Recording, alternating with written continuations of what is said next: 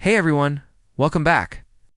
In today's video, I'll show you how to connect Google Calendar with Zoom so your meetings can be scheduled and synced automatically.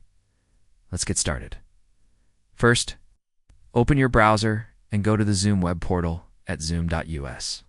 Sign in with your Zoom account. On the left menu, click on Settings, then choose Calendar and Contacts Integration. Here, click Connect to Calendar and Contact Service. A window will pop up with different calendar options. Select Google.next. Sign in with your Google account and allow Zoom to access your Google Calendar. Once it's connected, Zoom will sync with your Google Calendar.